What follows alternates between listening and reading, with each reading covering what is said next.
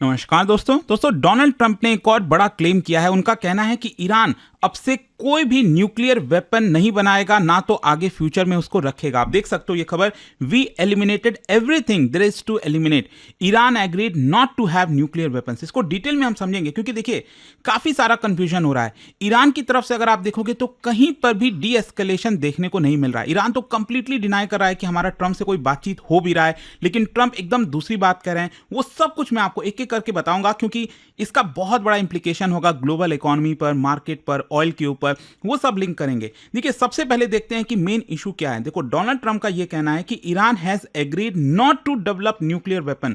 अगर आप देखोगे ये जो पूरा का पूरा युद्ध है वो इसी पर्टिकुलर मुद्दे पर हुआ। इजराइल को सबसे ज्यादा डर है कि जो ईरान है वो न्यूक्लियर वेपन बना लेगा, फिर आगे फ्यूचर में इजराइल का क्या होगा। और यहां पर आप देख सकते हो ट्रंप का क्लेम यह है कि यूएस और ईरान आपस में बहुत ही प्रोडक्टिव बात कर रहे हैं and as a goodwill gesture US ने अगले 5 दिन के लिए उनके एनर्जी इंफ्रास्ट्रक्चर पर स्ट्राइक करने से मना कर दिया है। मतलब आप देखिए होंगे, कल मैंने शाम को वीडियो भी बनाया था, यहां पर डोनाल्ड ट्रंप ने पूरा का पूरा जो सोशल मीडिया पर पोस्ट है वो किया। I am pleased to report that the United States of America and the Iran have had over the last 2 days बहुत ही प्रोडक्टिव कॉन्वर्जेशन हुई है और इसकी वजह से मैंने ऑर्डर दिया अपने मिलिट्री को कि 5 दिन तक कोई भी स्ट्राइक यहां पर नहीं की जाएगी। वैसे मैं आपको बता दूं कि जब ये खबर आती है ना तो आज सुबह सुबह एक और इंपॉर्टेंट खबर आया कि ईरान के एनर्जी साइट के ऊपर अटैक भी किया गया है, वो भी मैं आपको बताऊंगा। लेकिन क्वेश्चन यहां पर यह है कि ये जो न्यूक्लियर प्रोग्राम की बात कर रहे हैं ईरान के, ये इतना कंट्रोवर्शियल क्यों है।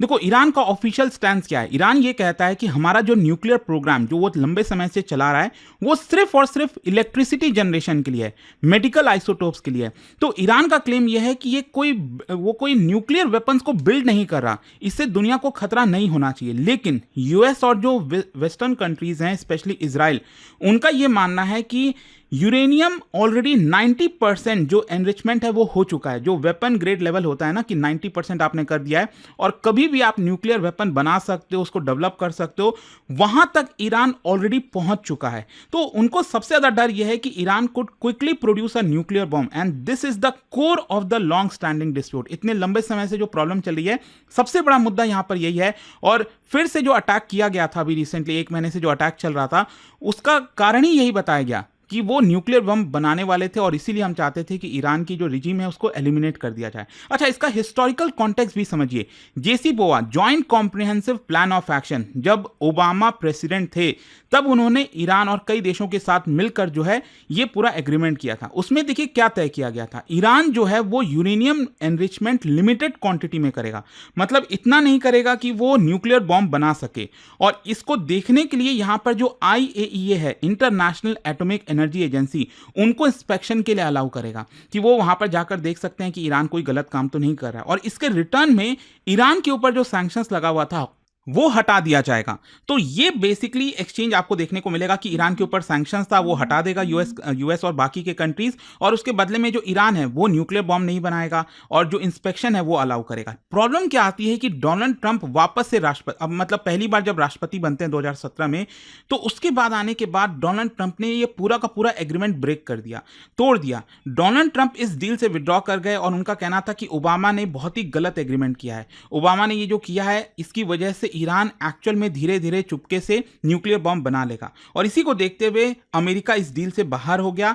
एंड यहां पर ईरान जो है वो काफी गुस्सा था उस समय, क्योंकि वापस से ईरान के ऊपर सैंक्शंस लगा दिया गया था। भारत के ऊपर भी इंपैक्ट आया था क्योंकि भारत ऑयल वगैरह लेने लग गया था, सस्ते में ऑयल मिल जाता था हमें ईरान से, और ईरान नजदीक भी है, लॉजिस्टिक्स कॉस्ट भी कम आता था। लेकिन यहां पर सैंक्शंस लगने की वजह से धीरे धीरे करके भारत को भी ऑयल बंद करना पड़ा और हम जीरो ऑयल फिर मंगाए ईरान से, कोई भी ऑयल नहीं आता था। एंड पूरा का पूरा आज जो क्राइसिस आप देख रहे हो, it is direct consequence of this JCPOA collapse. ये जो कोलैप्स हुआ था डोनाल्ड ट्रंप के फर्स्ट टर्म में। अब क्वेश्चन ये है कि यूएस अब और क्या चाहता है। देखो यूएस और स्पेशली जो ट्रंप है, उनका जो करंट डिमांड है ना वो और ज्यादा स्ट्रिक्ट हो गया है।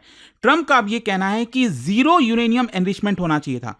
मतलब अभी अगर आप देखोगे तो जो जेसीपोआ हुआ था एग्रीमेंट, उसमें लिमिटेड यूरेनियम एनरिचमेंट की बात कही गई थी, लेकिन अब ट्रंप ये कह रहे हैं कि ईरान कोई भी यूरेनियम एनरिचमेंट नहीं करेगा, चाहे वो एनर्जी के लिए ही क्यों ना हो। फिर इसके अलावा अपना जो पूरा का पूरा न्यूक्लियर इंफ्रास्ट्रक्चर है उसको डिसमेंटल कर देगा, खत्म कर देगा।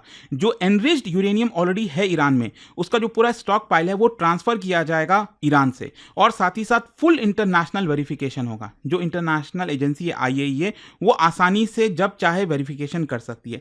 तो इसका मतलब ये हुआ टोटल डीन्यूक्लियराइजेशन मॉडल। एंड ये वैसा ही, अगर आपको याद हो, नॉर्थ कोरिया के साथ जो डिमांड किया गया था ना यूएस के द्वारा, ऑल्दो वो फेल हो गया, और नॉर्थ कोरिया हम सब जानते हैं कि न्यूक्लियर पावर मतलब कि वो भी यहाँ पर डेवलप किया है। तो क्वेश्चन ये आता है कि why Iran is unlikely to agree. मतलब अब ये जो डिमांड है डोनाल्ड ट्रंप का, क्या आपको लगता है कि ईरान इसको मानेगा? बिल्कुल नहीं। यहां पर अगर आप देखोगे ईरान के पर्सपेक्टिव से, एक तो उनका सॉवरेनिटी का इश्यू आ जाता है कि न्यूक्लियर टेक्नोलॉजी उनके लिए नेशनल प्राइड जैसा है। मतलब उसको अगर वो दे देगा तो ये तो बहुत ही बड़ा ह्यूमिलिएशन हो गया। और ये जो पूरा वॉर हुआ है पिछले 3 हफ्ते से ज़्यादा हो गए, इसमें तो साफ दिखा है कि ईरान बैकआउट करने वाला तो है नहीं। फिर इसके अलावा स्ट्रैटेजिक लॉजिक भी है। मतलब न्यूक्लियर कैपेबिलिटी एक डिटरेंस की तरह काम करता है कि यूएस और इजराइल इतना भी हमला नहीं कर देंगे कि एकदम मतलब ईरान जो है वो न्यूक्लियर बॉम्ब बना के उसके ऊपर दागेगा। तो ये डिटरेंस की तरह काम करेगा। फिर इसके अलावा रीजनल कंपटीशन, मतलब सऊदी अरब, टर्की, ये राइवल कंट्रीज हैं ईरान के, तो अगर वो अपना न्यूक्लियर पोटेंशियल दे देगा तो जो स्ट्रैटेजिक बैलेंस है पूरा मिडिल ईस्ट में वो बिगड़ सकता है। So that is why Iran may accept limit, हो सकता है आगे चलकर कुछ एग्रीमेंट हो जाए ट्रंप ईरान के बीच में, तो एक लिमिट तक यहां पर एग्री करेगा ईरान। लेकिन ट्रंप ये चाहेंगे कि ईरान पूरी तरह से गिव अप कर दे, हाईली अनलाइकली, नहीं लगता कहीं से भी। अच्छा, ये जो ट्रंप का क्लेम है ना कि हमारा बहुत प्रोडक्टिव टॉक हो रहा है, बातचीत हो रही है ईरान से, ईरान ने तो कंप्लीटली डिनाई कर दिया। ईरान की जो लीडरशिप है उन्होंने कंप्लीटली इस तरह के टॉक्स को डिनाई किया है, कहा है कि ये फॉल्स है, फैब्रिकेटेड है। एंड ये डिप्लोमेटिक पैराडॉक्स आपको देखने को मिलेगा कि एक तरफ यहां पर कहा जा रहा है कि बातचीत हो रही है, ट्रंप ये कह रहे हैं बातचीत हो रही है, ईरान कंप्लीटली डिनाई कर रहा है। अगेन आप देख सकते हो, ये ट्वीट है, Iranian Ministry of Foreign Affairs denies what US President Donald Trump said regarding the occurrence of negotiations between US and Iran. Islamic Republic of Iran adheres to its position, rejecting any kind of negotiations. कोई भी negotiations हमारा नहीं हो रहा है before achieving Iran's goal. और अगर आपको याद हो, ईरान का गोल क्या था? ईरान बेसिकली यही चाहता है, वो जो वॉर जब स्टार्ट हुआ था तो ईरान ने यही कहा कि हम ये वॉर तभी खत्म करेंगे जब हमारी कुछ मांगे पूरी की जाएंगी। एक तो सबसे पहला इकोनॉमिक कॉन्सिक्वेंस, कि जिस तरह से डिस्ट्रक्शन हुआ है ईरान के अंदर, उसका जो भरपाई है, मॉनेटरी कंपनसेशन, वो कहां से आएगा, वो ईरान चाहता है। साथ ही साथ ईरान लिखित में चाहता है, यूनाइटेड नेशंस के थ्रू यहां पर रिटर्न में चाहता है कि आगे फ्यूचर में ईरान पर कोई भी अटैक नहीं होगा। तो ये मेन गोल है इस समय ईरान का, कि ईरान चाहता है कि ये कंडीशंस फुलफिल की जाएं, तब यहां पर जो वॉर है वो रुकने वाली है। लेकिन अगेन क्वेश्चन ये आता है कि ट्रंप बेसिकली फिर क्यों क्लेम कर रहे हैं? अगेन ये अमेरिका के लिए बहुत बड़ा सेटबैक होगा ना, कि वो अमेरिका कह रहा है कि हम चाहते हैं शांति हो, और दूसरी तरफ ईरान वो कह रहा है कि हम नहीं चुप रहेंगे।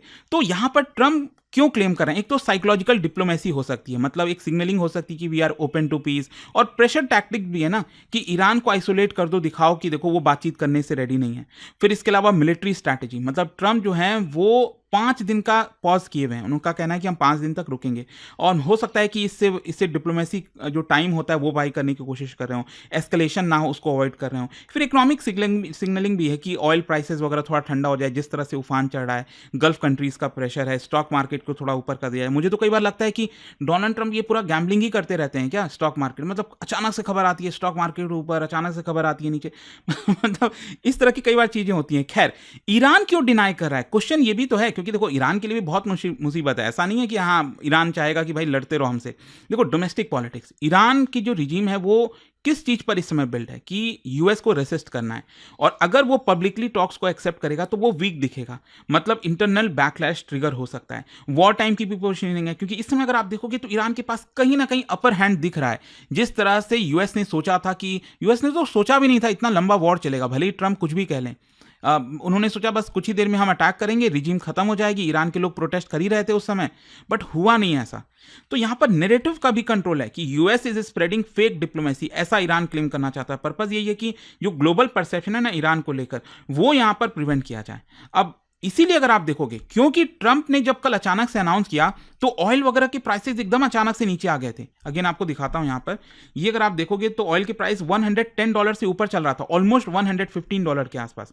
लेकिन जैसे ही ट्रंप ये कहते हैं कि वॉर रुक रहा है, मतलब 5 दिन तक कुछ नहीं होगा, अचानक से आप देखो ये नीचे आ गया था, $100 के नीचे लगभग $97 के आसपास आ गया था ये पर बैरल। लेकिन जब अब ईरान ये कह रहा है कि ऐसा तो कुछ है ही नहीं, हम इस चीज को डिनाई कर रहे हैं, वापस से ये $105 करीब चला गया है। तो ये आपको डायरेक्ट असर देखने को मिलेगा और इसका इंपैक्ट आपको स्टॉक मार्केट पर भी दिखेगा। भारत का जो स्टॉक मार्केट अगर आप देखोगे, कल खबरें आ रही थी कि 3% 4% तक बढ़ सकता है स्टॉक मार्केट।